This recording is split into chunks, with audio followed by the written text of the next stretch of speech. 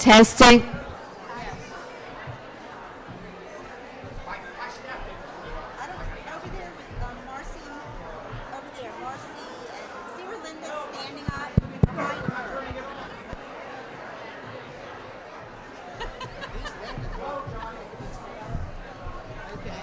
Let's go.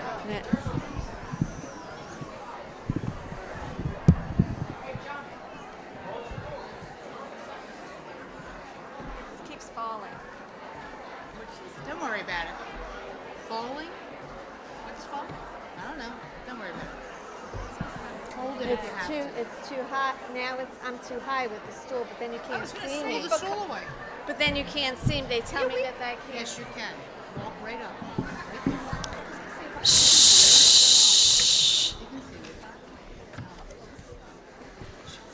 We're going to get started in just a minute. Before we do, I have an announcement from one of our members. They have been hacked. If anybody has received anything from Barbara Green, please do not open it. She was hacked. Oh, among a million other people. Oh, I'm sorry. Chair? No. I don't think she was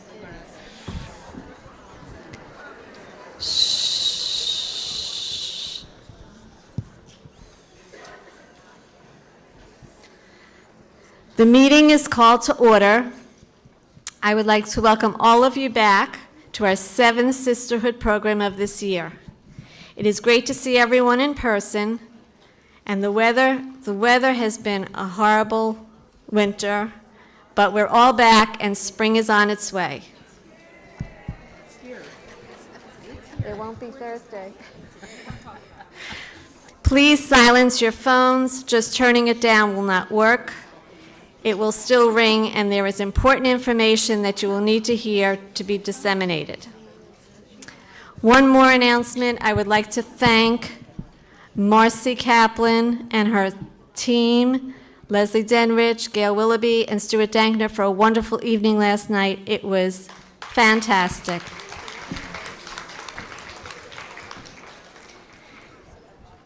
At each table, there are a pile of name tags and a pen. We hope you will have some new members sitting with you, and it's a great way to get to meet new friends. Please create a name tag. When you're on the lunch buffet line, speak to people where they're from and what they do to meet new people. I would like to thank many of our committees for all their hard work in planning this Sisterhood General Meeting. To Michelle Weisbrot and June Jacobs for their registrations for lunch and their very efficient sign-in crew. To Ruth Green and Roz Kerman, along with their co-decorators, for making the outfit so warm, welcoming, and lovely to look at. And Donna Unterman and her food committee for making sure we are well fed and serving us.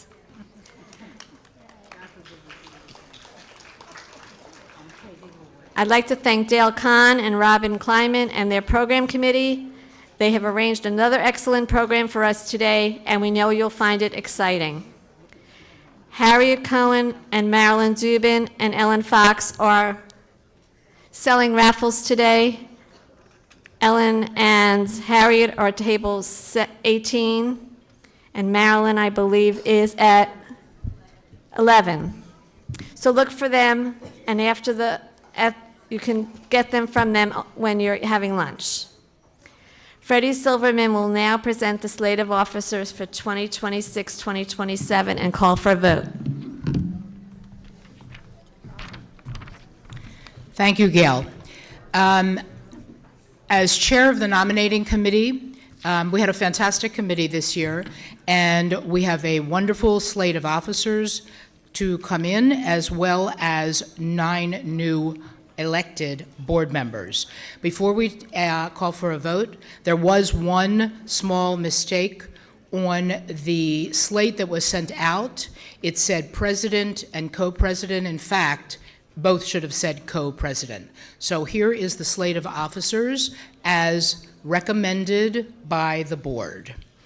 The nominees are for co-president Gail Glick, once again, and co-president Patty Levin. Vice president, we have 3 vice presidents. They divide the committees alphabetically. Vice President Susan Eisenberg, the second vice president for the vice president for the second group, Barbara Roth, and for the third group of committees, Helen Friedman. For financial secretary, again, we have 3 of those. The first financial secretary for the first part of the alphabet, June Jacobs. For the middle of the alphabet, Fran Crystal. And for the last part of the alphabet, Nancy Medin. For treasurer, Myra Coonan. For recording secretary, Harriet Weiner. Corresponding secretary, Marcy Kaplan. Parliamentarian, Edie Bondroff. And comptroller and budget coordinator, Glenda Chernoff and Alice Kurak. And we're going to actually take 2 votes. The first will be for this slate. The second will be for the board nominees. So I'm going to call for a vote by a show of hands. All those in favor of this slate as presented? Anyone, hands down, thank you. Anyone opposed? And remember, if you oppose it, you have to take an office. Okay, the slate is accepted as recommended. Now, there are 9 people every year. We have a group of 9 people who are elected board members who serve for a rolling 3-year term. So these people will serve from 2026 through 2029. The names are Carol Gilbert, Jean Ginsburg, Renee King, Janet Kirshner, Robin Kleiman, Marcy Coteen, Lauren Lesser, Tema Rubin, and Shelley Sandler. All those in favor of this proposed board? Hands down. Hands down. Anyone opposed? Unanimous on both counts. Thank you very much. You can actually go down. I'd like to call upon Anita Goldsmith to talk about social action and Passover. Marcia Boonshaft and I want to thank all of you for your generosity. You made a difference in many lives. There are families in Beth El who do not have the money for Passover. You heard right. They do not have the money for Passover, and they are congregants. So we are having a Passover drive from now till March 20th. You can pay by cash, check, you can give it to one of us, or you can drop it off at the office, Beth El Social Action, or you can write Passover on it, and it will go to a good cause. And don't forget, after the holidays, we take unopened boxes of matzah to the crisis center, so don't throw it away. Thank you. Thank you, Anita and Marcia Boonshaft.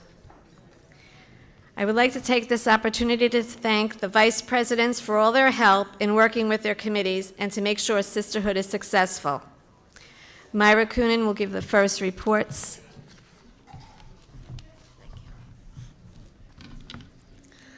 Good morning.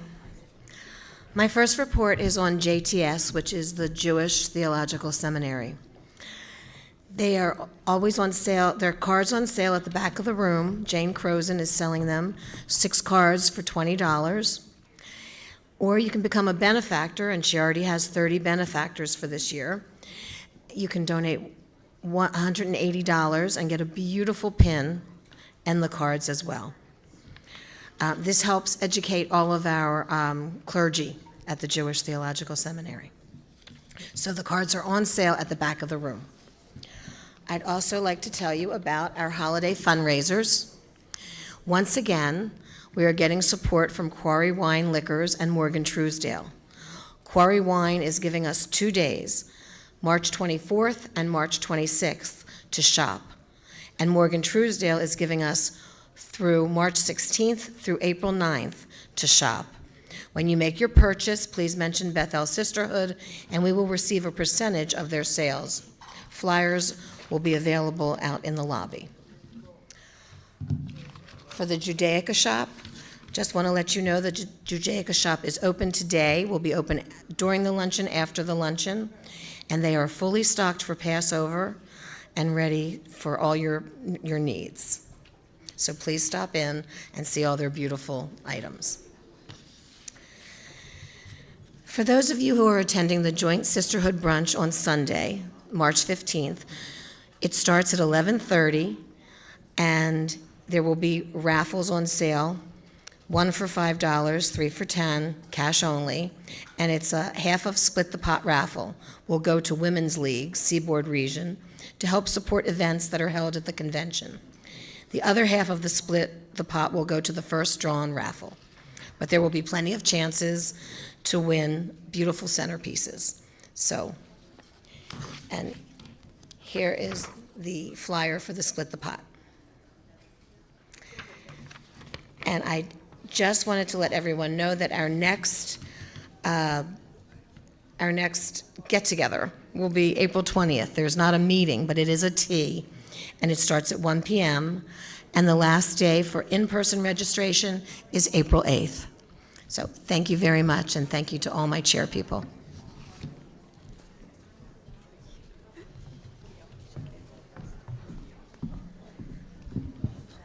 Thank you, Myra. I would like to call Patty Levin to come up and give her reports. Shh. Hi, everybody. It's been a gorgeous day, sun and the warm. Okay, the first report is the Agus Library, and the cart, I guess, is still back there. So make sure to look and see if you want to pick up any books from the cart. And there are Passover cookbooks on that cart. So for books, you can take them out for 3 weeks, and they can be renewed as much as you want, as long as there's not a wait list. If you have any questions about the library, you can talk to Marlene Siegel. The second report is Biblio. So the next Biblio is a week from Wednesday, March 18th, after our board meeting, so at about 12 o'clock, 12:15. And kind of for a change, the facilitator is going to be Ben Kreshtool, so that's going to be fun. And the book is called A Month in the Country. Here it is. It's only like 100 pages, but the print's really small. If you want to get it, it's you probably get it on Amazon, but it's written so well. It's really a cool book. Yes. Okay.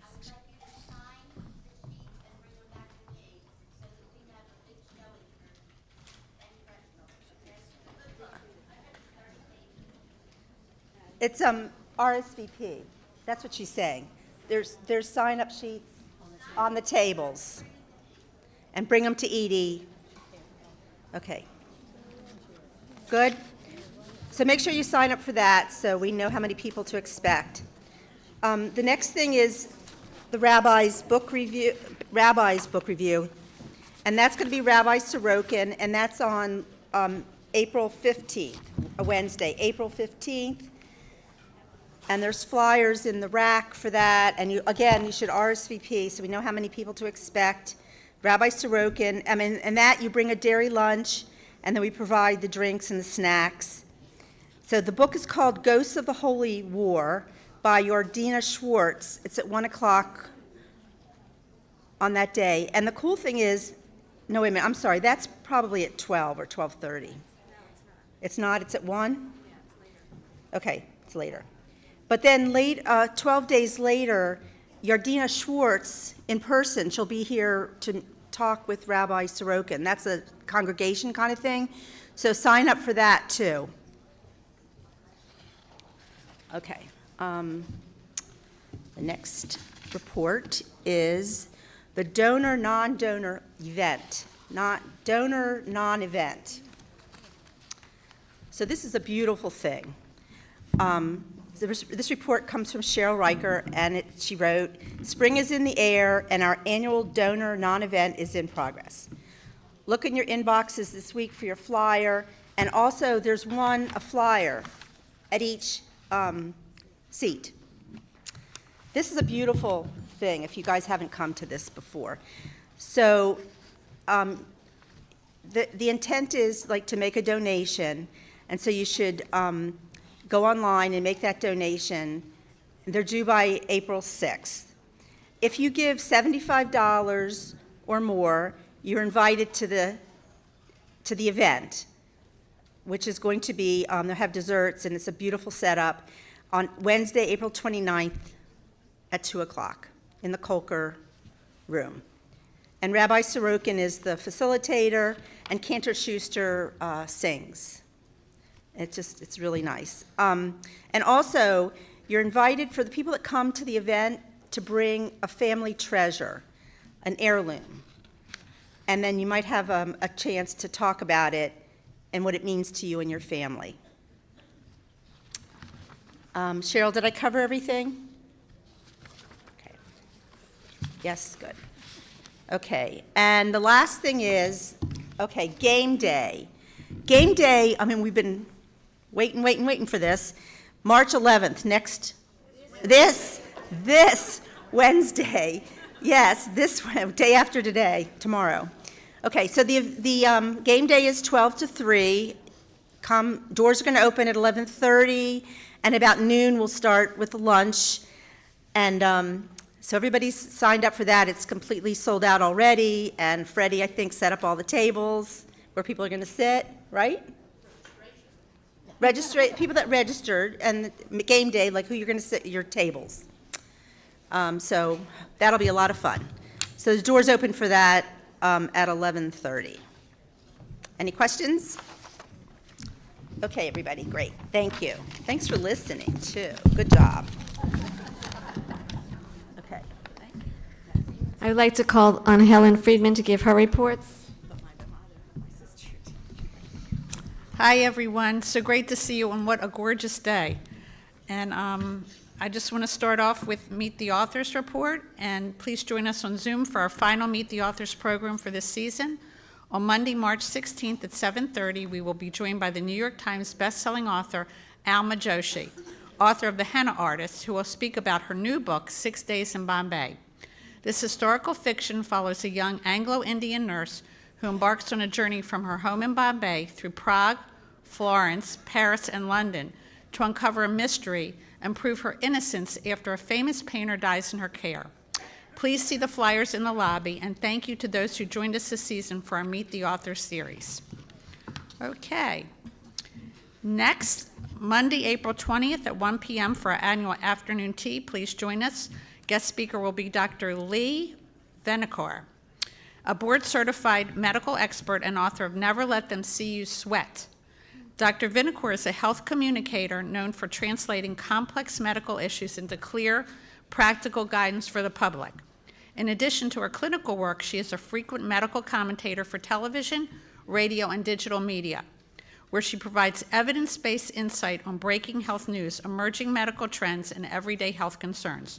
She has been on the Today Show, CNN, CBS, ABC, Fox, and Inside Edition. The tea is part of the subscription plan. Next, we have contribution cards, and they're still selling in the Beth El office and at general luncheon meetings. The beautiful cards are very reasonable, selling for $3 for one and 4 cards for $10. Stop by and say hello and pick them up when you need one. Please support your sisterhood and buy these cards. Funds made from selling these cards go to the synagogue and to the preschool. Okay, Sisterhood Shabbat. That's coming up very soon. It's Saturday, April 11th at 10 a.m. in the sanctuary. Thank you very much to those who have responded already. Anyone with questions, please contact Merle Intner or Barbara Green or Barbara Roth, or look for them here today, and they'll be happy to assist you. Thank you for reaching out from Merle and the Barbaras. Okay, social action, I know you heard a lot already. I just want to make sure that we heard this as well. And they wanted to thank you for your generosity. There's no meeting in April, but we would appreciate you filling the baskets in the foyer with any of the usual items anytime you come into the building. In May, we will collect for the Crisis Center, for Paul's Place, and Amadi, an organization that provides a camp experience for sick children. And they want to thank you for your generosity. Next is the trip committee. This Thursday, we're going back to in-person trips. We're going to the Baltimore Museum of Art, and we'll have a special curated guided tour of the acclaimed Amy Sherald exhibit after starting our day with breakfast at Miss Shirley's. The March 12th trip is sold out, but there is a waiting list, so there usually are cancellations, so if you want to go, please sign up. Our April 23rd trip opens for registration this Friday, March 13th. Our first stop will be a docent-led tour of the Brandywine Museum and Conservancy, where we will appreciate the art of Andrew Wyeth and others and immerse ourselves in nature and the environment around us. Then we will tour Longwood Gardens with its formal gardens, meadows, and fountains. The much celebrated and beautiful tulip gardens are expected to be in full bloom. That should be beautiful. On May 21st, we will visit Philadelphia. The morning will be spent at the fascinating Eastern State Penitentiary, and yes, that is a jail, or was a jail. After lunch at the Reading Market, we will have a docent-led tour of the highlights of the Barnes Museum, followed by a visit to the brand-new Calder Museum. More details to follow. Hope to see y'all soon, as Sandra Cameron said. And last but not least, Unique Boutique, and that will be held on Sunday and Monday, April 12th and 13th. All vendor positions are filled, a great assortment of items. Marketing is in place. Signs are up on the Beth El entrance door and the billboard on the corner of the driveway. Lawn signs will be placed in front of Beth El and along the median strip. An ad will be in the Jewish Times, and letters will be sent to the area churches and synagogues. Okay, members have volunteered to place signs on their lawns to help promote the show. It would also be helpful if members could promote Unique Boutique on their own social media. If you need a photo of the flyer, Randy Jacobs will be happy to assist you with that.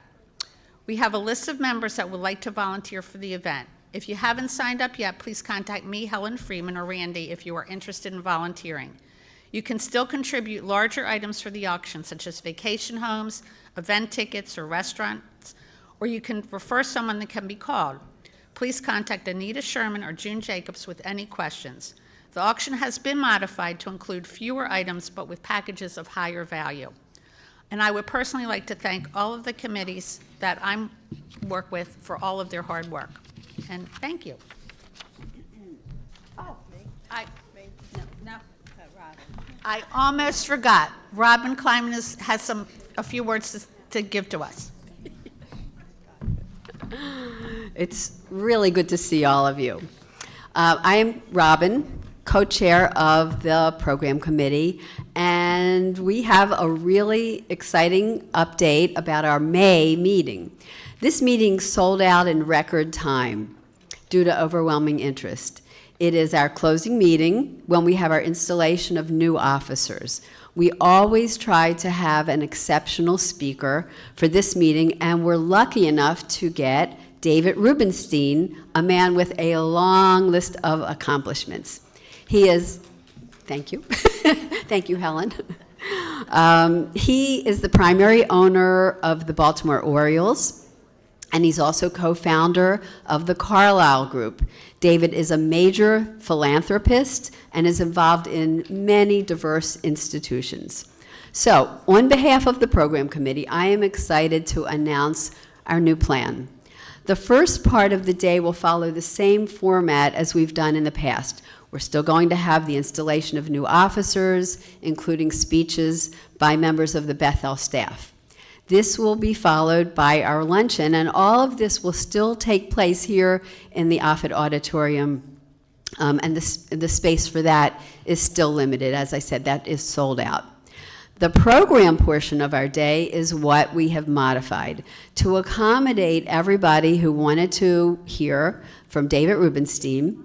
The program portion of the day will be moved to the Reuben Berman Sanctuary immediately following the luncheon. This move has had the added benefit of opening the David Rubenstein program to all who wish to join us. We're now able to offer this to, obviously, a wider audience. So what does this mean? It means sisterhood members who were closed out of the luncheon, but also Beth El congregants, and really any members of the wider public. In other words, all are welcome. Further information will follow, and we're working on the details, but I hope that makes some of you really happy. Thank you. Thank you, Robin. I know a lot of people are very, very interested. One of the things that everyone can do to help Sisterhood is to be a program sponsor, which means donating in honor or in memory of someone or something and having that donation announced at the next program. Bobby Selnick will read the sponsors for today's meeting. Hi. I want to thank everybody ahead of time for being a sponsor. It's just a great way to recognize many life events, and all the money, of course, goes directly to Sisterhood. So my first one is from Freddie Silverman. This was from a while, but we didn't have a meeting in person last time, so I'm going to announce the first two. That's in honor of the bar mitzvah of her wonderful grandson, Max. The second one is from Susan Scher in honor of Freddie and Steve Silverman's grandson, Max Silverman's bar mitzvah. So mazel tov to the Silverman family. The next one is in honor of Patty Friedman. Patty Levin's special birthday.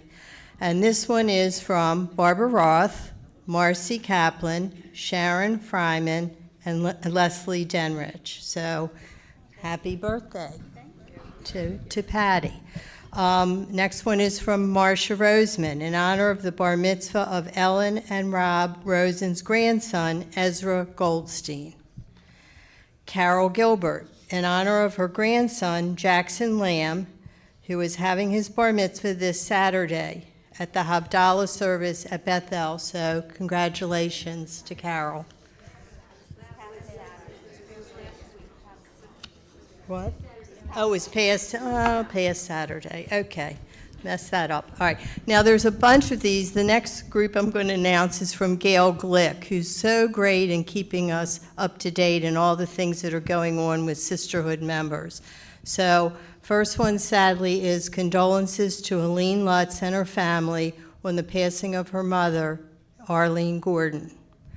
Next is from Gail, also Cheryl Rosenfeld, on the passing of her brother, Irvin Eberlin. Mazel tov to Freddie Silverman. Look, she's looking up. On her nomination to Seaboard Region as Vice President of Education and Programming. Congratulations.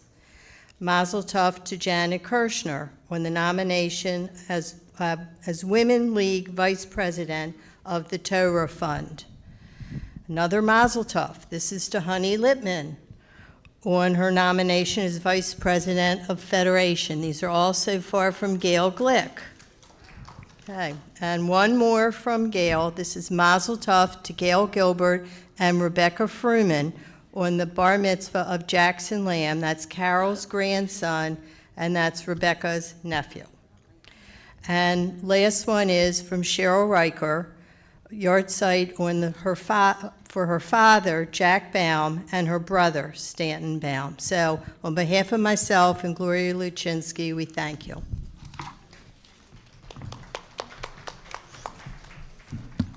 Thank you to everyone. We'd like to call on Denise France to lead us in prayer and Hamotzi. The roll is down.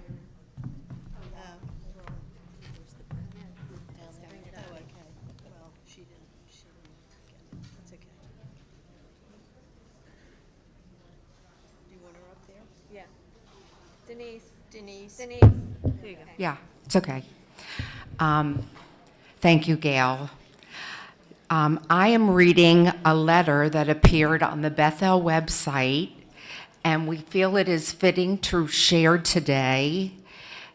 Dear Beth El community, Beth El stands with Jews around the world in support of the state of Israel and our sisters and brothers who call it home. The following words from the Rabbinic Assembly and the United Synagogue of Conservative Judaism reflect our shared values and commitments. And here is the letter.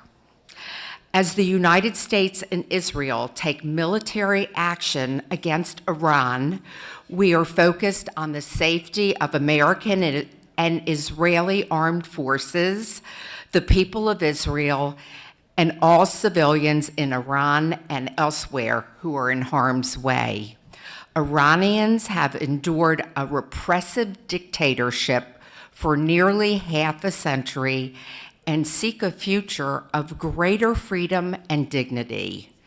Iran's regime, including former Supreme Leader Ali Khamenei, has fueled terror in the Middle East and beyond, supporting murderous proxies including Hamas and Hezbollah, advancing hostility toward the United States and global Jewish communities, and repeatedly threatening the state of Israel. Our commitment is clear. Israel, like all nations, has the right to live in peace, free from nuclear and terrorist threats.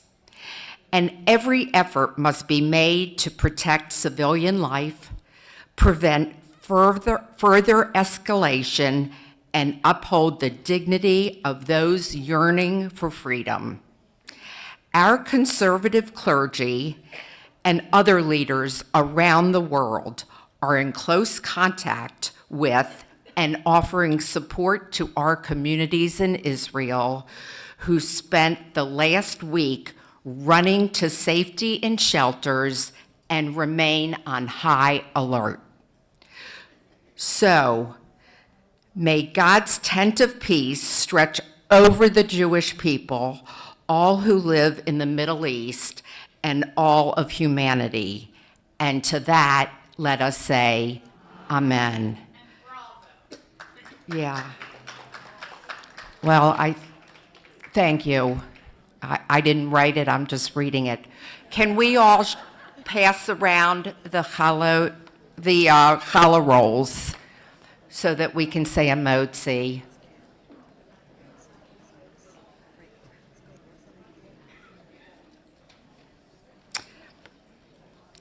And together, Baruch atah Adonai Eloheinu melech ha'olam ha'motzi lechem min ha'aretz. Amen. Thank you, Denise. And now Marlene Siegel will call numbers for lunch.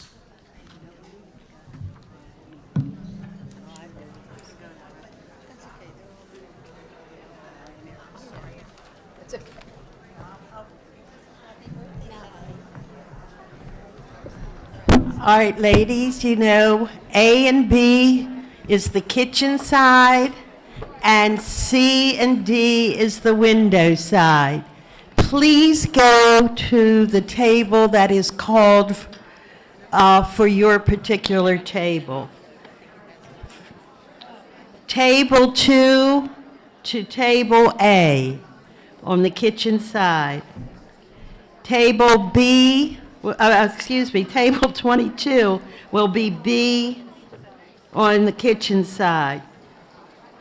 Table 3 is table C, and table 17 is D. Please go to your tables.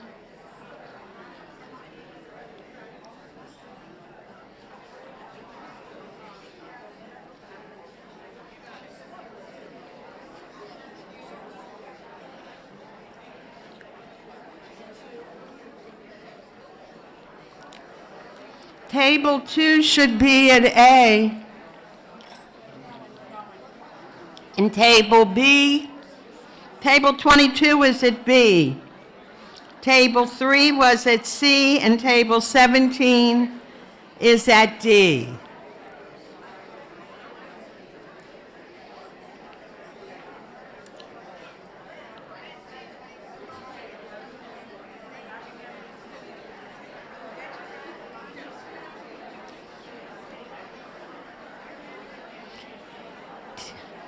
Table 12 will go to A. Table 12 to A.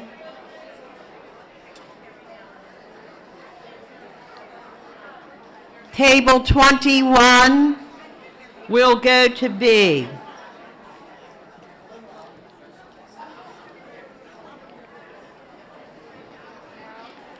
Table 14, Table C, window side.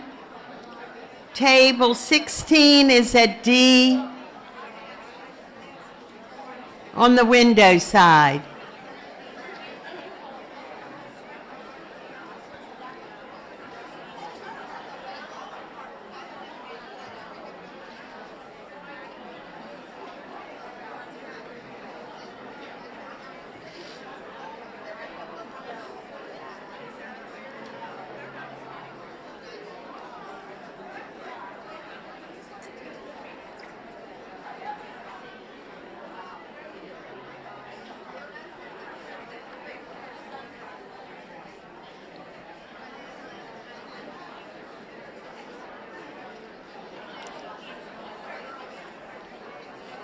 Table 7 will go to C. Table 7. Window side 7. Table C.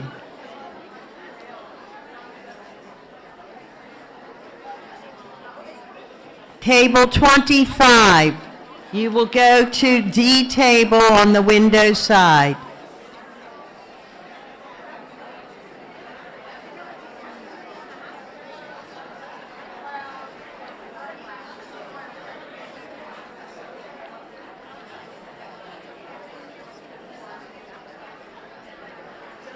Ooh, that looks good.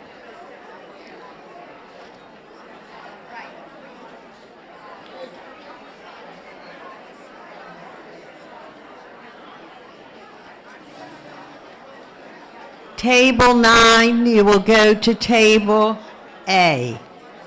9 to A.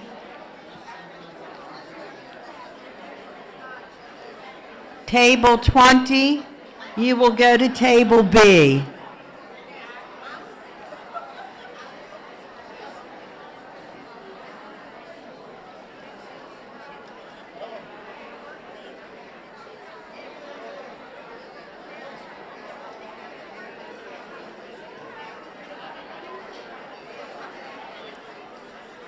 Table 15, you will go to table C. 15 to C, the window side.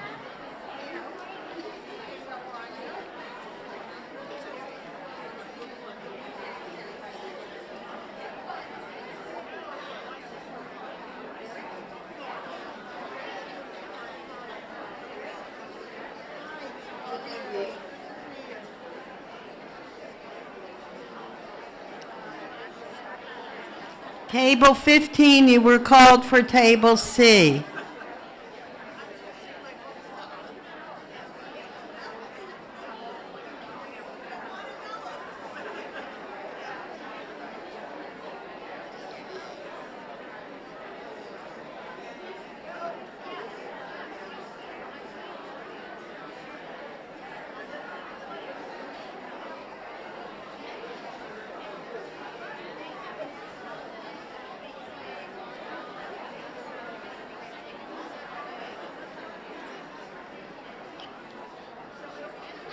Table 24, you will go to table D.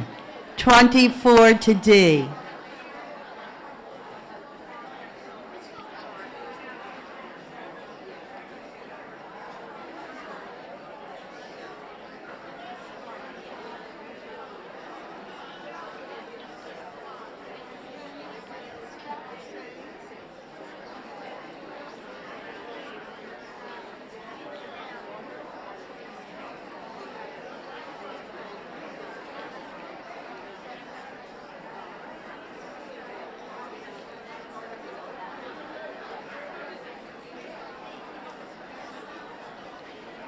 Table 23, table B. Table 23 to B. A kitchen side. 23 is going to the kitchen side.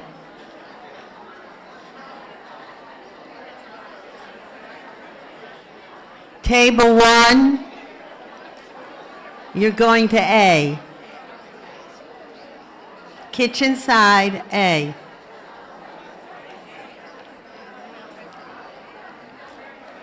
Table 19, you're going to table B. Table 5, you're going to table C.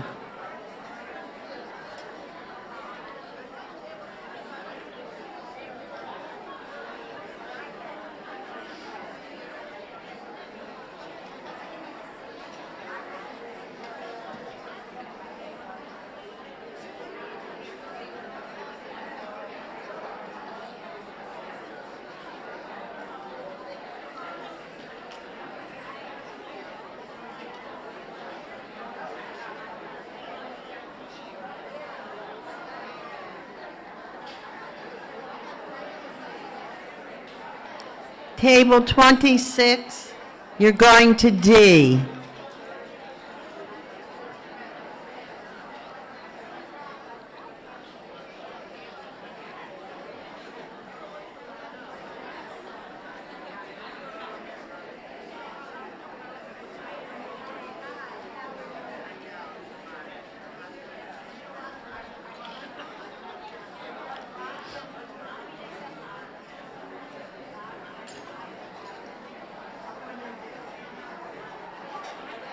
Table 6, you're going to table C.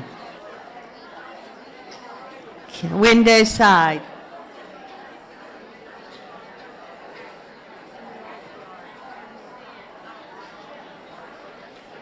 Table 13, going to table A.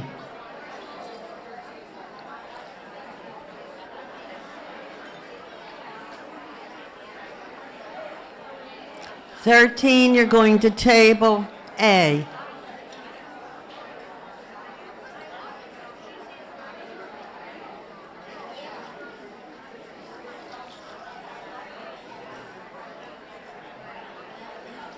Table 4, you're going to C. Window side.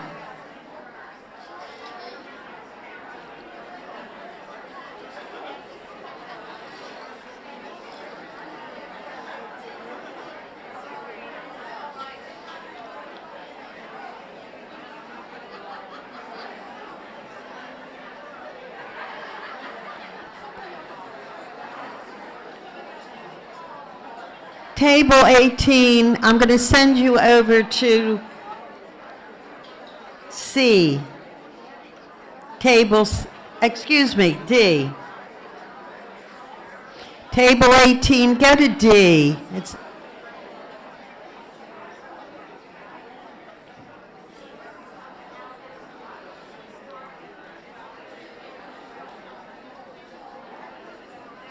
Table 10, go to A.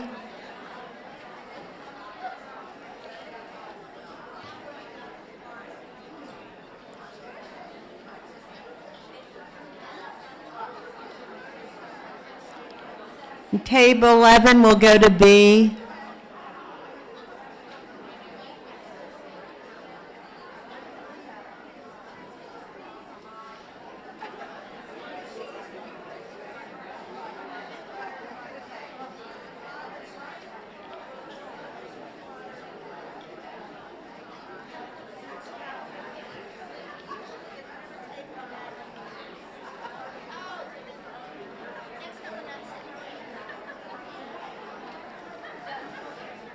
Table 8, I'm going to send you over to C, because it's empty.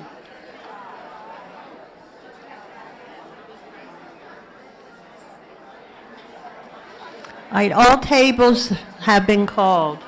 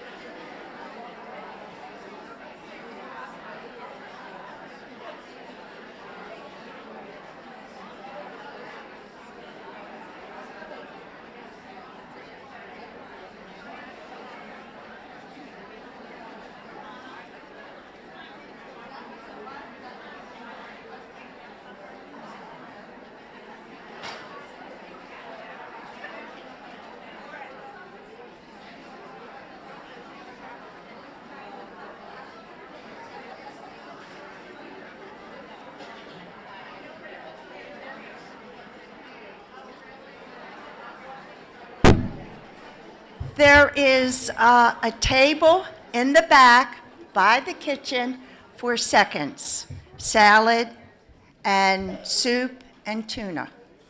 Thank you.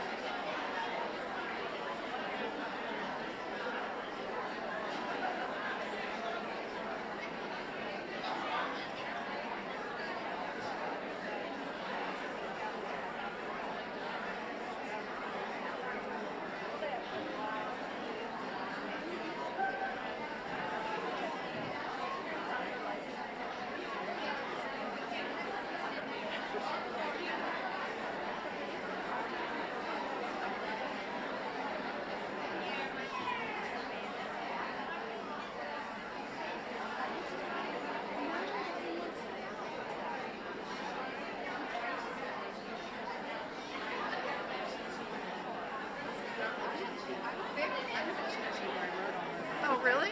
Okay. I didn't know you could do that. I kept it. I keep Why it. is there?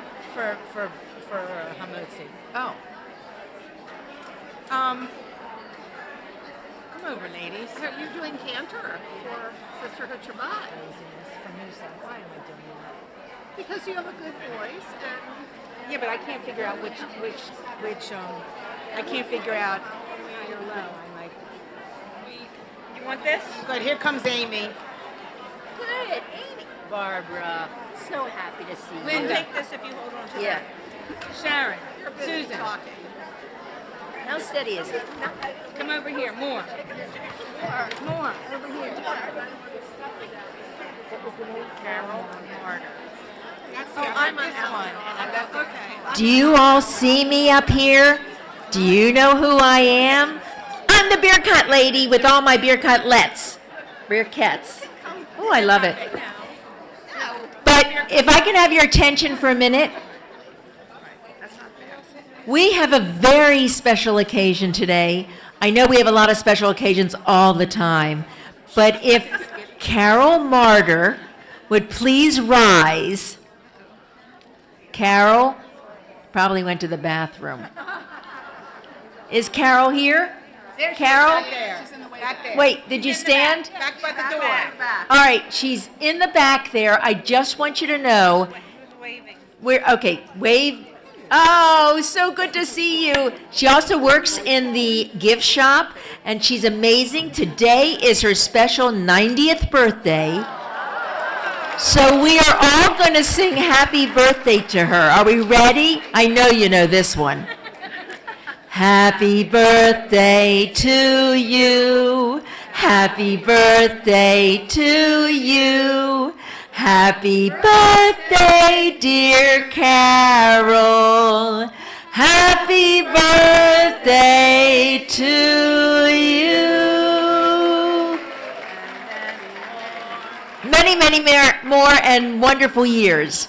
We're happy we could celebrate with you. Now, the rest of you whose voices I heard, I'm going to hear them again. So hold up your books so I know you have them in your hand.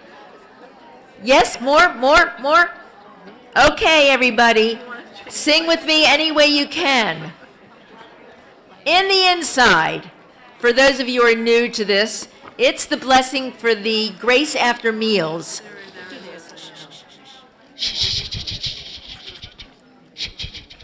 I feel like a train. All right, ready? Haverai nivarech.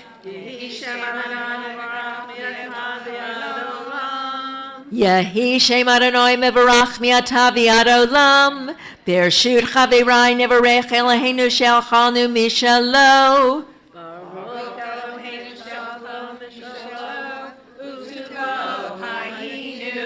Baruch Eloheinu shalchanu mishalo, uvtuvo chayinu. Everyone. Baruch uvaruch shemo, Baruch atah Adonai, Eloheinu melech haolam, hazan et haolam kulo b'tuvo, b'chein b'chesed u'rachamim, rachamim.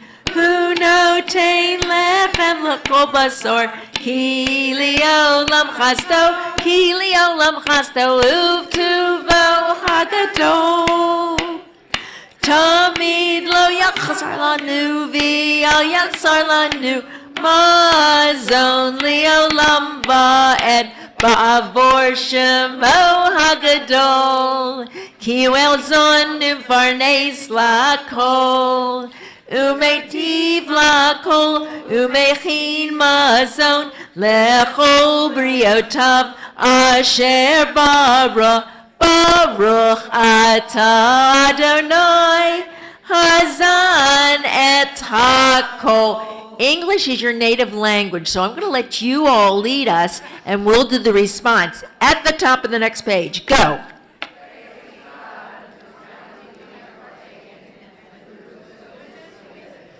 By your grace and loving kindness, O Lord, you nourish and sustain us. We thank you for our liberation from bondage and our heritage of freedom.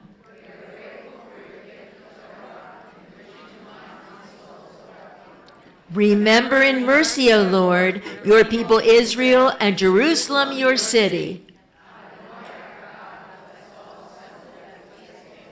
Amen.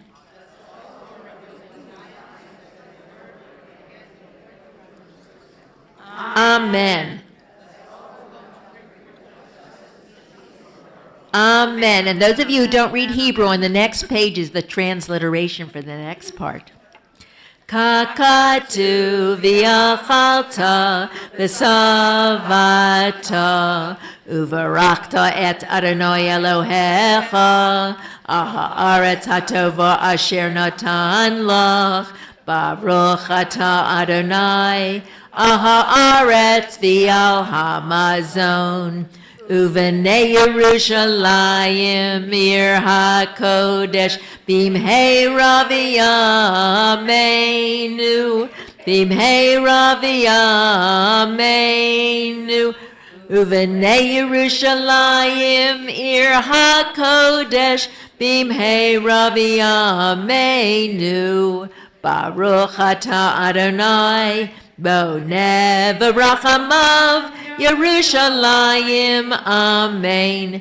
Baruch atah Adonai, Eloheinu melech ha'olam, ha'el avinu malkeinu, adireinu boreinu, goaleinu yotzreinu, kadoshenu kadosh Yaakov, ro'enu ro'ei Yisrael, ha'melech ha'tov ha'metiv lakol, Shebachol yom v'yom, hu heitiv, hu meitiv, hu yetiv lanu. Together, everyone. Oseh shalom v'imromav, hu ya'aseh shalom, aleinu v'al kol Yisrael v'imaru, amen. Adonai oz li'amo yitain, Adonai yivarech et amo v'shalom. At the bottom of the page together. May God give strength to our people and bless us all with peace. And to that we say, Amen. Thank you. I think I heard half of you. And I did hear all of you.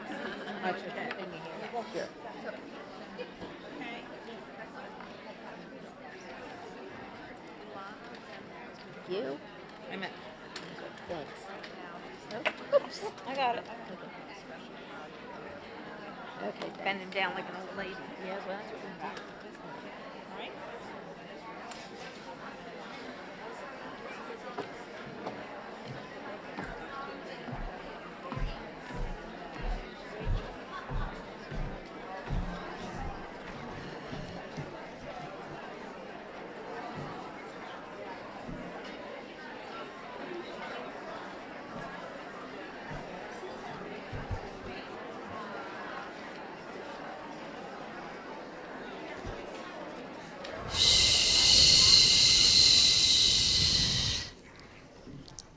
Works every time.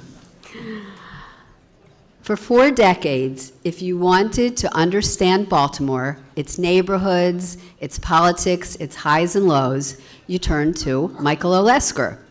As both a columnist and a broadcaster, he has captured the character of Baltimore and its people, bringing a deeper understanding of the issues that define our community. A columnist for the News American, the Baltimore Sun, and the Baltimore Examiner, Michael spent more than a quarter of a century writing about the city he loves. He now writes for J-More magazine. His columns were syndicated beyond Baltimore, appearing in papers like Newsday and the Pittsburgh Post-Gazette, and he was a commentator on WJZ-TV, where he delivered nightly commentaries for 20 years, actually. Michael is the author of 7 books, including Michael Olesker's Baltimore, If You Live Here, You're Home, Journeys to the Heart of Baltimore, and The Colts Baltimore, A City and Its Love Affair in the 1950s. We remember those. His most recent book is Boogie, Life on a Merry-Go-Round, the life story of Baltimore legend Boogie Wineglass. He also co-authored the book Leap into Darkness, which is a memoir of Holocaust survivor Leon Bretholtz. Michael has been nominated 4 times for journalism's Pulitzer Prize. His perspective on journalism, community, and the changing media landscape promise to be both informative and thought-provoking. So, with no further ado, please welcome Michael L. Lesker.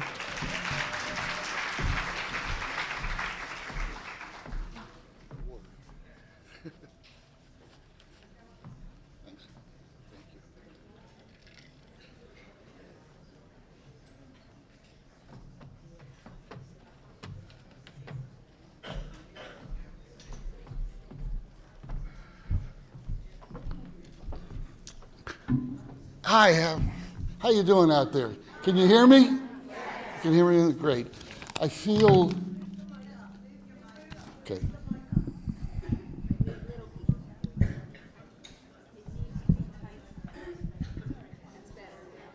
Is that better? I feel a little bit self-conscious that I'm underdressed, that I should have put on a coat and tie. But I have to tell you, I was once named one of the 10 worst dressed men in Baltimore. They said I dressed like Humphrey Bogart in The African Queen. Bogart was offended. This is Women's History Month. Yesterday was International Women's Day. So I want to take a moment to say a few words about 2 of my favorite women, my wife and my late mother. My wife is Susie Gittimer, former Susie Gittimer, Forest Park High School, class of 65. That's it, 1, 2.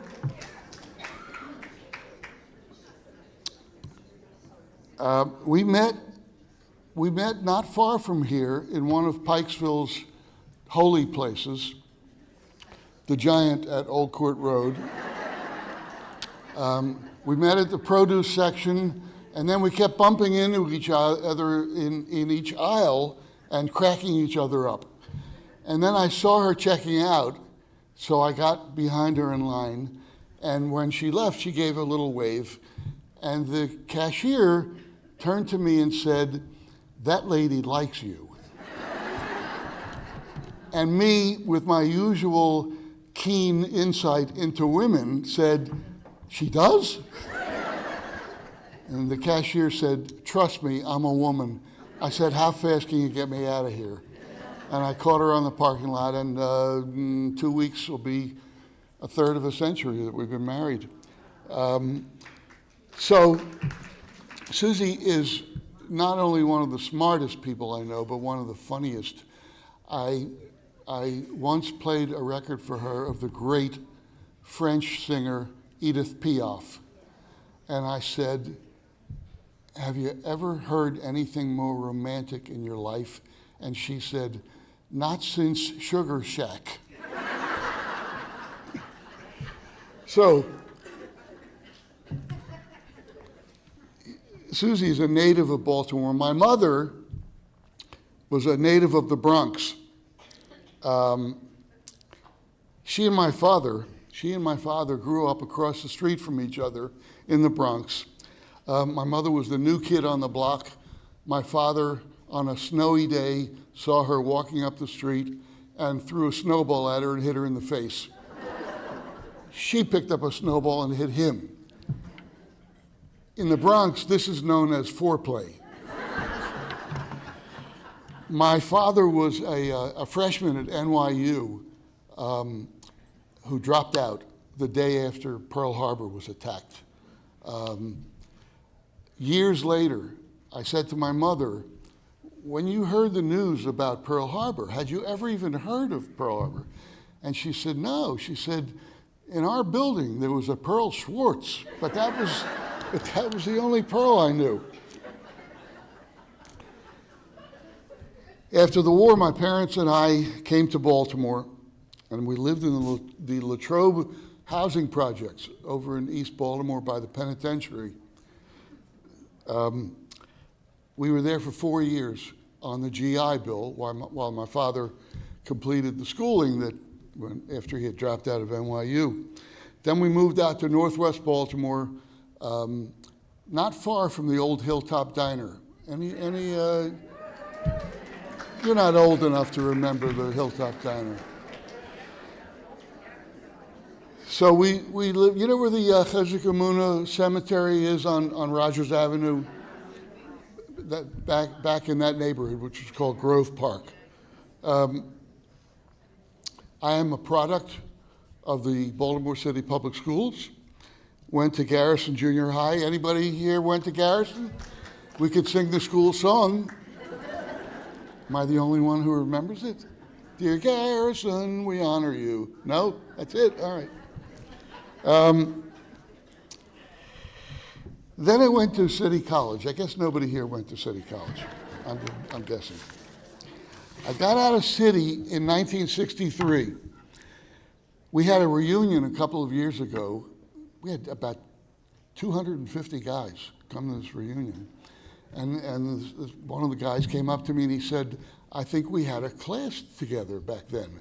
And I said, did I try to copy off you? And he said, no. And I said, then it wasn't me. City's where I got my start in journalism. I wrote sports for the school paper. It was called The Collegian. And it was judged at Columbia University to be the #1 high school newspaper in America. Everybody on it was a genius plus me. I would sit there every week nervously typing up my little sports story on one of these things we used to call a typewriter. Remember those? And I would turn in my copy to one of these geniuses, a kid named Robert Miller, whose IQ was higher than my weight. And he would read it over and look for something nice to say to boost my confidence. Every week he would say the same thing. He would say, it's very well typed. That was it. That was how enthusiastic he was and what a loser I was. And even though the paper was judged the #1 paper in America, the advisor, an English teacher named Charlie Cherubin, would call us into his office and say, the paper's not good enough, you're not working hard enough, and he would hold up letters of recommendation for college. He would say, I have letters of recommendation that could get Hitler into the Hadassah. That's pretty good. Went to the University of Maryland. I wrote for the Diamondback. I got a job working at a newspaper some of you may still remember called The News American. Went to work for a man who was my professional godfather, John Stedman, one of the nicest men God ever created. Got me my start and was in my corner always. I spent about a decade at the News American and the next 27 years at the Sun. And what I want to tell you now is that we have come to the end of an old way of telling each other the news of the day.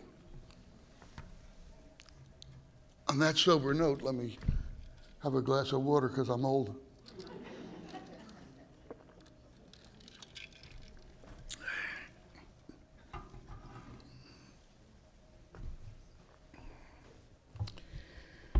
Many of us in this room came of age reading newspapers.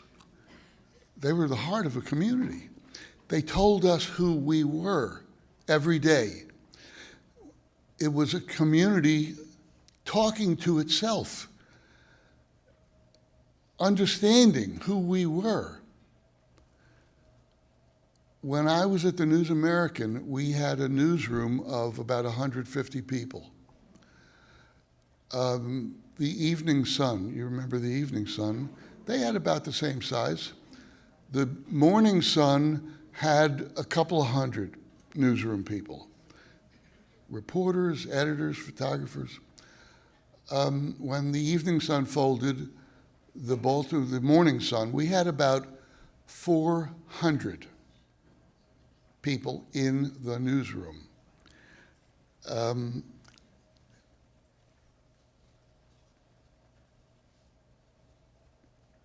We had so many people in the newsroom at the Sun, and we had bureaus all over the world. The Sun doesn't even have a bureau in Baltimore County now. Instead of 400 people in their newsroom, they have about 60 people. You are probably aware of what's been going on over the past month or so at the Washington Post, where Jeff Bezos, who started out being a hero, but then came under the thumb of Donald Trump, and they overnight lost about 250,000 subscribers. They cut 300 people from their newsroom a couple of weeks ago. They cut their entire sports section. I mean, who has a newspaper without a sports section? That's one of the things that binds us as a community, our sports teams.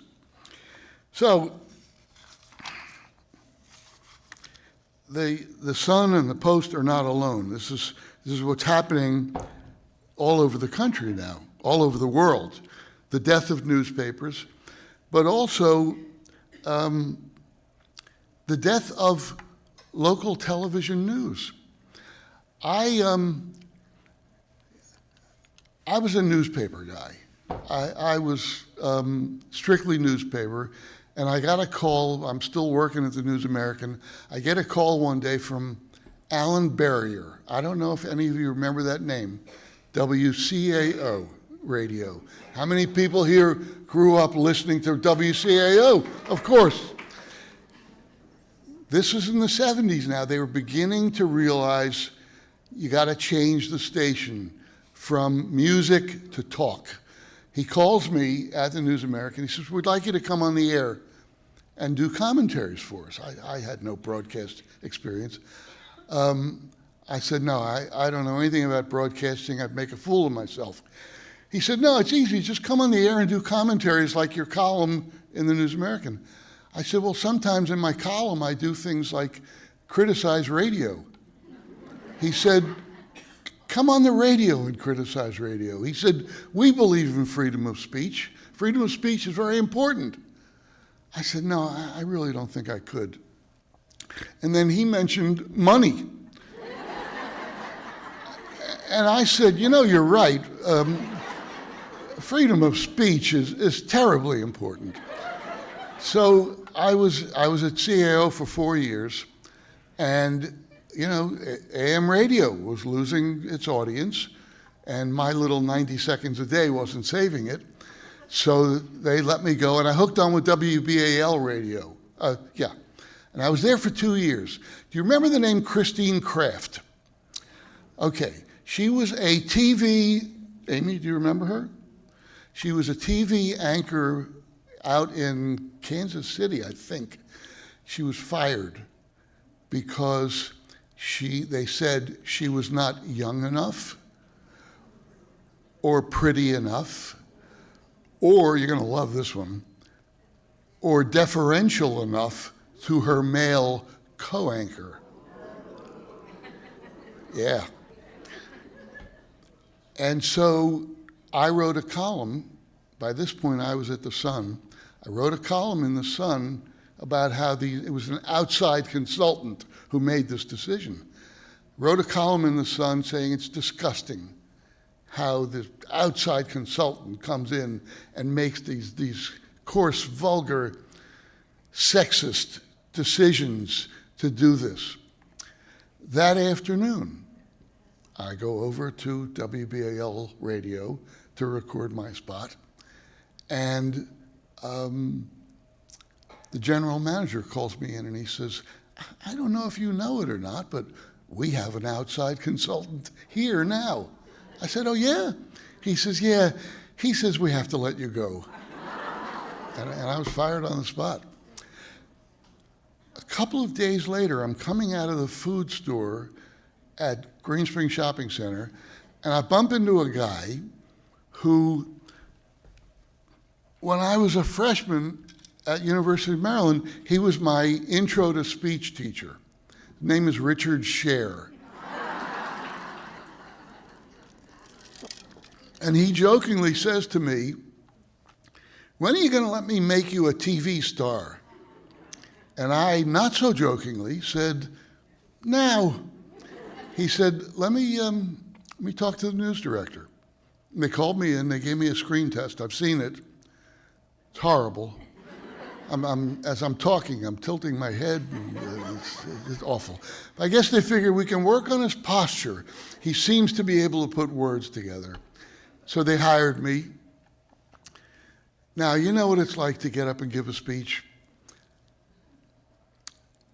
Try this. It's my first week on the air. It's my first night on the air. I'm nervous as hell. Live television.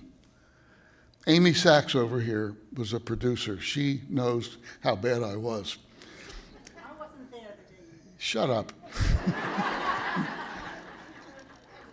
And I sit down between Jerry Turner and Al Sanders of beloved memory, yeah?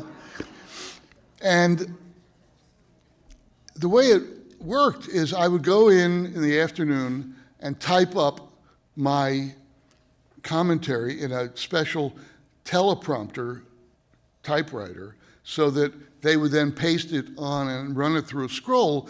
And as I'm looking into the camera, I'm reading what I had written earlier in the day. Okay, so I'm sitting down, I'm scared to death. And one of the cameramen says to me, relax, there's only 500,000 people going to be watching you tonight. In those days, WJZ had higher ratings than 2 and 13 combined. They were connected with ABC in those days, and they were the top-rated ABC affiliate in America. I decided 2 nights later, where I'm still scared to death being on live, and decided that day to do a piece on Mayor Schaefer's mother died that day. You know, he had lived with her his whole life. So I figured, all right, I'll do a piece on her. So I told you how, you know, you go in and you type it in and they put it in the teleprompter. Somebody forgot to put it in the teleprompter. All right, so Jerry Turner says, as we told you earlier, Mayor Schaefer's mother died today, and here with the commentary is Michael Esker. And I said, Jerry, she was a lovely woman, had a profound effect on the mayor. And I turned to look into the camera, and there's nothing there. And my first thought was, I knew I should have typed it in darker. I'm having trouble seeing it. And then I realized there's nothing there. There's 3 cameras in the room. And I'm like this. I mean, people at home must have thought his head's on a swivel. Nothing there. And I thought, you know, how am I had my script also in front of me on the desk, but I was afraid if I looked down, people at home would say, oh, he's just reading it. Jerry and Al know this stuff. So I was so frozen with fear I couldn't look down. But I managed to stumble through it. And we broke for a commercial, and I stepped over the puddle that I had just created. And Al Sanders looked up at me and he said, that's the best thing that could have happened to you. I said, really? He said, yeah, if you can get through that, you can get through anything. I tested that theory a number of times, by the way. One of my favorites, I'm sitting next to Denise Koch some years later, and I know that the camera's on her, and she's doing my intro, and I know that in a moment they're going to go to a 2-shot where I'll be in it also. and there's about 5 seconds left before it's going to be on me. When I feel something, it's live television, when I feel something very small fly up my nose. And I want it out of there. I want it out of there because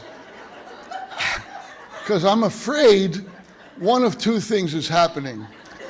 It's working its way up to my brain, or halfway through this thing, it's going to fly back out,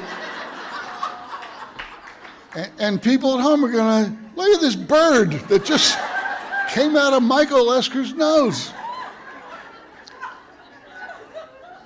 So, I remember one night I tried to describe Congresswoman Helen Bentley as tough talking. I said she is tough tucking. That is tough tucking. That is tough tucking. Between the second and third tough tucking, I closed my eyes and I saw myself on a future episode of TV bloopers. Anyway, it's live television and anything can happen.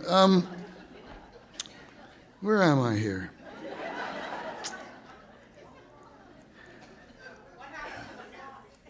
That fly is now the house pet at WJZ. All right. So, look, you've all had the experience that I have had today in today's poisonous political atmosphere, where you try to have a conversation with someone who's on the other side of the spectrum. Either they love Trump or they hate Trump, and you either love Trump or hate Trump, but you can't communicate. You're talking, and this is what has happened now. We are in an atmosphere.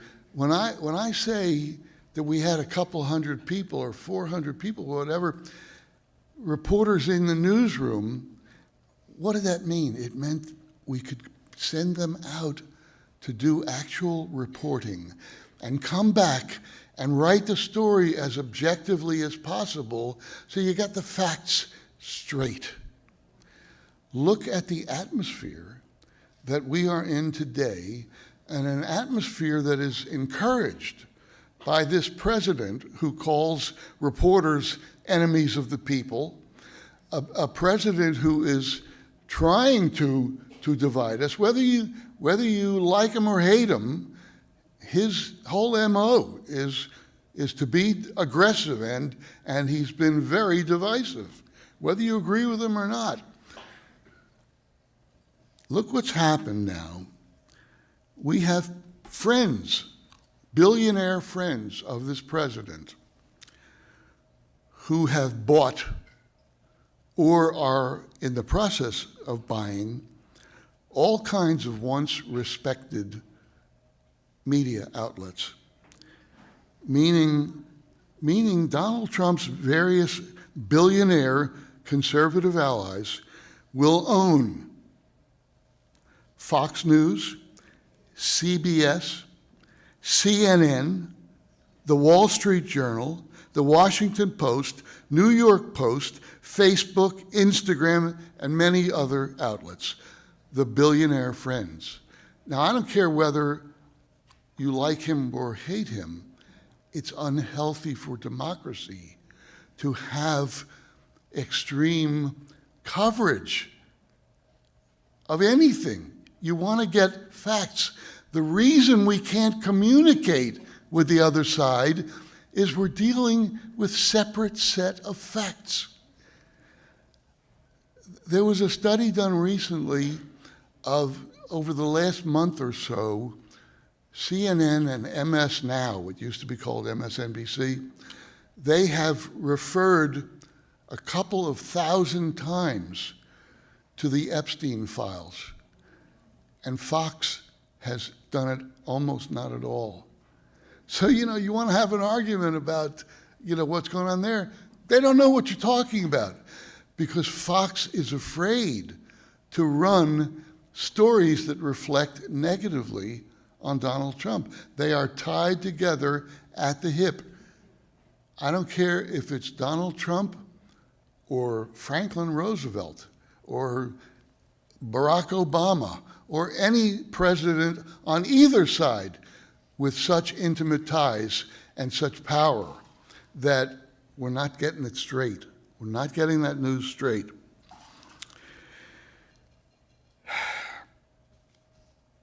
We have a war going on now with Iran. Does anybody think we're going to get the same coverage from CNN and MS Now as we're going to get from Fox?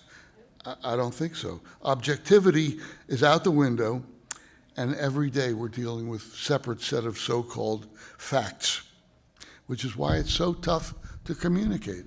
And they're not even dealing with a microphone like this.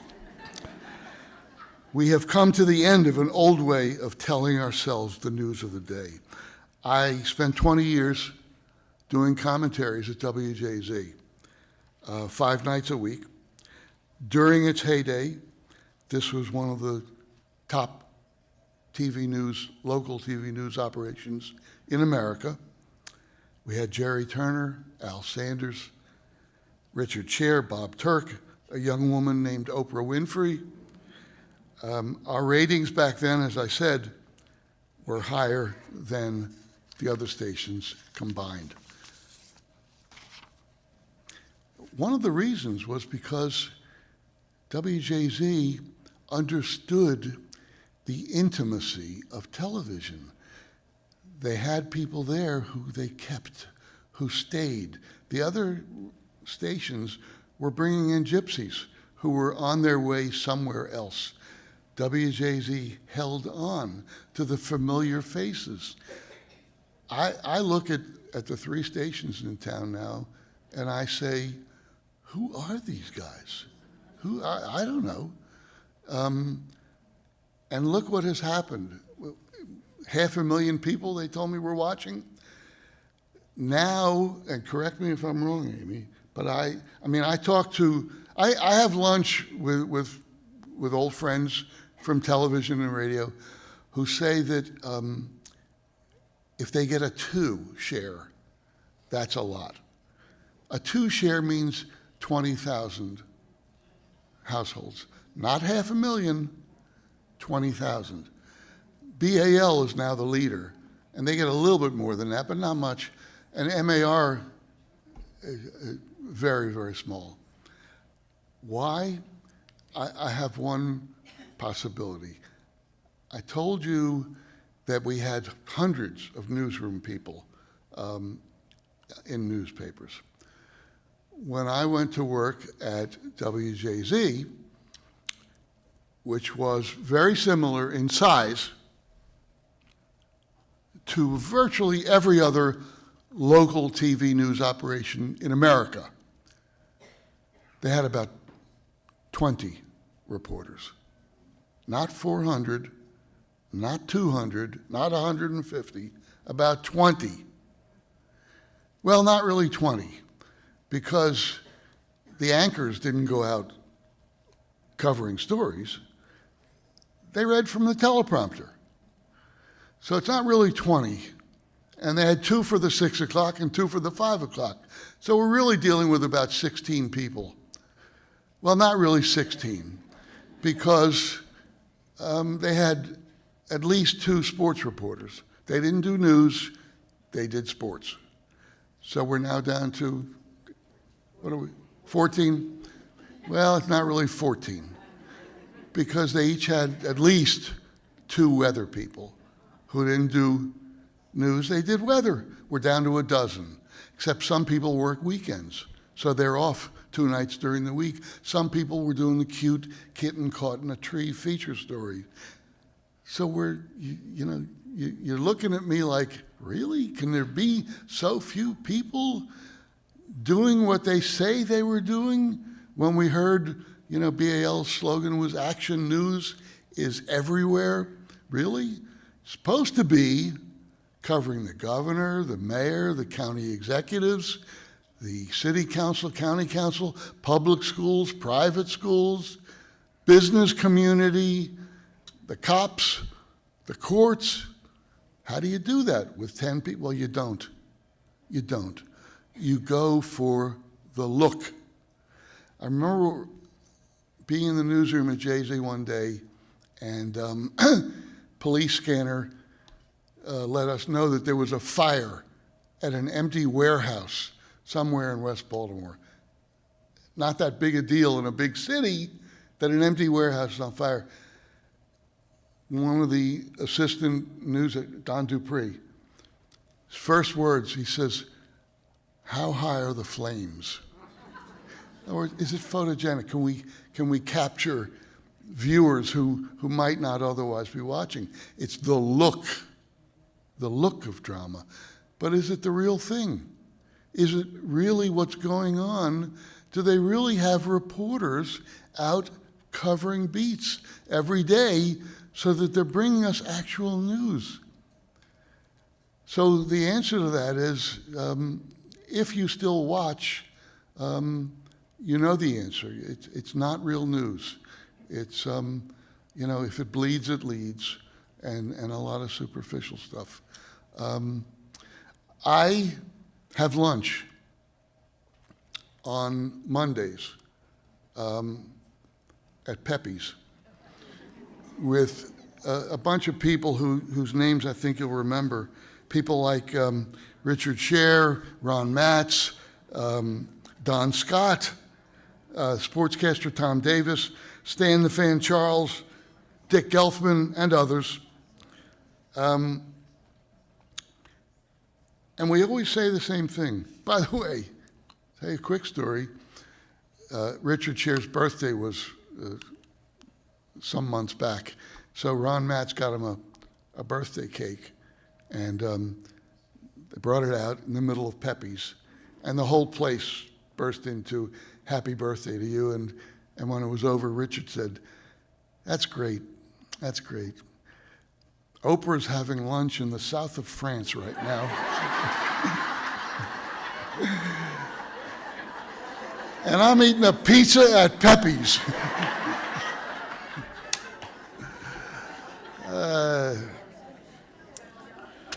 But we always say the same thing.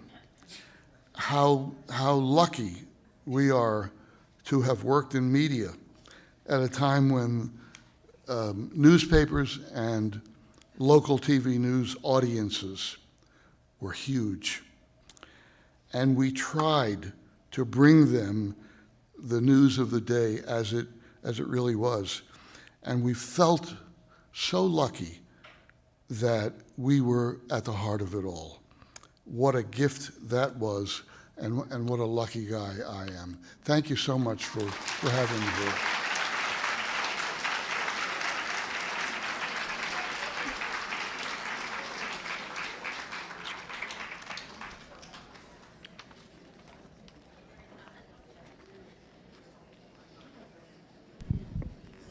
Okay, we're going to open it up to questions. So raise your hand if you, oh, good. Hello. I just have a sort of observation, and you can agree or disagree with me, but I watch CNN, and I look at the New York Times, and I look at some of the legacy newspapers. And honestly, especially in regards to the Gaza war and to some of the things that are going on with anti-Semitism and everything like that. And I just felt like the news was not well balanced at all. I mean, I would read the newspapers, and the sources of the newspaper, the sources of the information was not sourced. There's also, I don't know if you've heard of an organization called Honest Reporting that follows some of these groups that, and write letters to the major newspapers and outlets to say, your information is not correct, you need to, to look at this, and sometimes they'll acknowledge it and write like a little thing. So I feel like when you say that there is not a quality news, I'm wondering whether we were getting the quality news that we deserved as well. And also, when I look at the CBS News, and you have somebody like the Guthrie story, which took up like 20 minutes of the news. And there's famine in Sudan, there's, and all these other things going across the world, and we're not getting that information, and it's just focused. So I think that's part of the problem, and I just want to know what your thoughts are about that. Yeah, it is part of the problem. It's very, very expensive for the cable outlets to cover wars. And they are much more comfortable having people sit in a studio, because it's much cheaper, and to analyze. The problem is they're not sending enough reporters out to get the facts on which people are doing their analyses. I worked for 40 years in newspapers, 20 years in broadcast. I never heard anybody, any editor, say I need a different slant on that. The goal always was to give me the facts straight. Now, in war, they talk about the fog of war. It's very tough to cover. And two different people covering the same thing are going to come back with a different perspective. But the goal always, and look, when it comes to Israel, we're talking about an affair of the heart. So we're going to see it with our heart beating in a different way, and our emotions, very much involved. But I assure you that legitimate news operations, the goal is always to get it straight. Because if you don't get it straight, people aren't going to read you, people are not going to watch you, because they don't believe you. So they do the best they can on deadline. It's very tough. Yeah. I just wanted to ask, in your opinion, what is the best place for us to get our news, the real news, what's really happening? No question, in my mind, my Bible is the New York Times. They are spending money like crazy to send people out, and you know what the result is? And Donald Trump used to refer to them as the failing New York Times.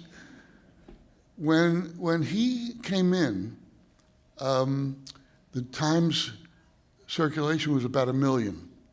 You know what it is now? Because they have been so thorough, it's approaching 12 million. Yeah. They have, at a time when media outlets of all kinds are having real problems, they have flourished because they have been the most serious about it. Yeah. Yeah. First, I want to thank you. For years ago, you probably don't remember, but you used to judge the creative writing contest for senior citizens for Baltimore County. And I want to thank you for that work. But I also want to thank you for today's little article about the radiology issues in our city. I thought that was pretty amusing. I think we've all been there. It's amusing in retrospect. I had to get an MRI, and I'll tell this quickly. I had to get an MRI, so last Friday I called, and I said, my doctor sent in a referral. I'd like to make an appointment. And they said, oh, we never got the referral. Come on. So I'll call my doctor. So I get off the phone, and 5 minutes later, I get a text. Oh, we did get the referral. We found it. So I called them back, and I said, okay, let's make an appointment for Monday, last Monday. Great. So I go in Monday. Michael Esker, we don't have any referral. No, my doctor sent it in. No, we don't have it. You better call my doctor. My doctor says, of course I sent it in. I'll send it in again. So this is at the quarry. So he calls, and a few minutes later, a woman ushers me into the inner sanctum where they have the MRIs, and she says, as it turns out, we don't have the right machine here anyway. We will send you to another location. Okay. So later that day, I go out to their Owings Mills location, and I'm getting out of my car, starting to walk into the building, and I get a text. Please call us ASAP. There's been a mistake in scheduling, and we have to reschedule you. So I call, and I get the usual, please listen to all our options. Forget this, I go in. And I said, I'm here for my appointment. And they said, oh, no, there's been a mistake. I said, no. So they took me and they squeezed me in. But my point was, if they can't get the easy stuff right, I hope they got the MRI right, which said my brain is normal. Go figure. Yeah. Anybody else? Yeah. Margie. Sorry. Really great news source. Just want to plug the PBS NewsHour from Yeah. 6 to 7 Yes. every night. Remarkable. Yeah. And WYPR, our local Yes. NPR station, and they're having a fundraising drive right now. 2 excellent sources of news. Which Donald Trump has tried to do away No with. kidding. Yes. Yeah, so fundraising. Call Yeah. in. Okay. Thank you. All right. Unless there are any other questions? Okay. Well, Michael, Thanks. me. It's me again. You are a true Baltimore treasure. Thank you so much. Thank you. Thank you very much. We didn't realize we should have billed you as a comedian.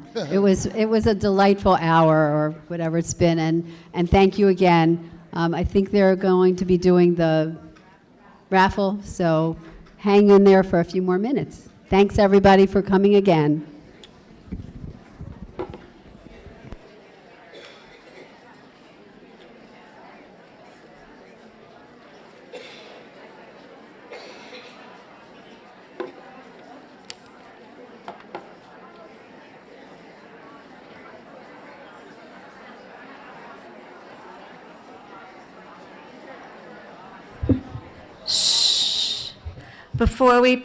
Before I call the numbers, one person from each table, please remove the flowers and bring them to the window wall for collection.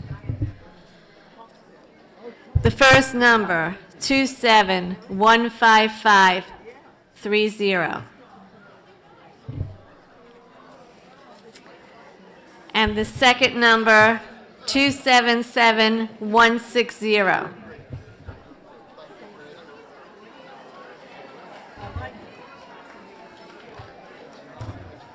277160.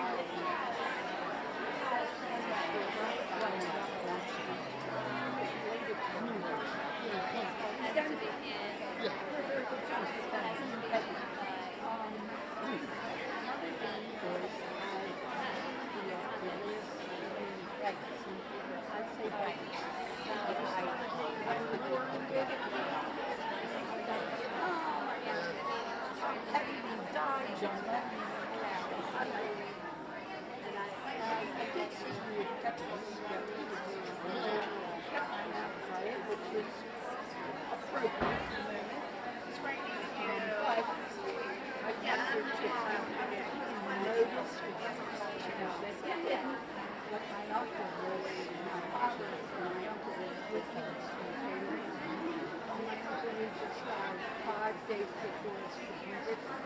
my God. Last one left out of 7 children. Wow. Thank you. Yeah. Because I may not be exactly your age, but my husband was just I'm 80. I'll be in July. Thank you. Bless you. Working on it and it's steel. Thank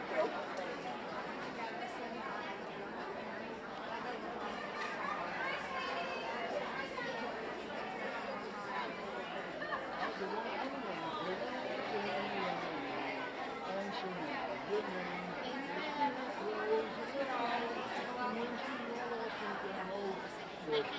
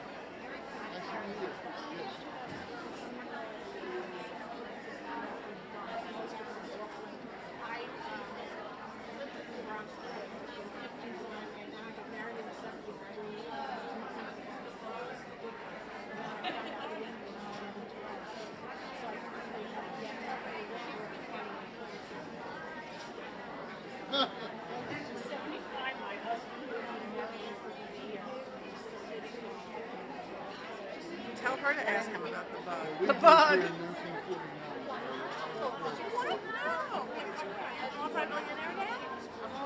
I am so, you weren't there, cousin. I was up there too. Look at that. That is very good. They have good stuff there. They called my number. That's very good. That's exciting. That's the beginning of good news for you and yours. So what did you talk to him about, the Garrison song? Yeah, he's a little older, so his song was different than mine. So I say maybe I know mine, which is totally different. He sang this to me. But can't get the little stuff right.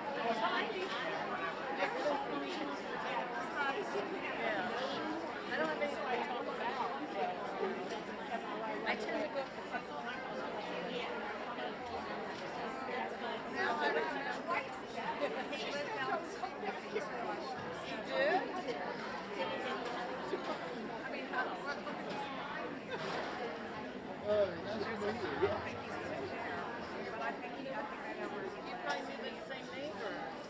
Yeah, well, it was like 3 blocks away.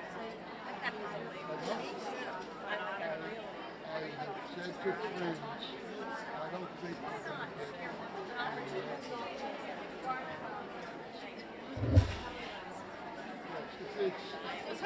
we've never seen it before. Yes.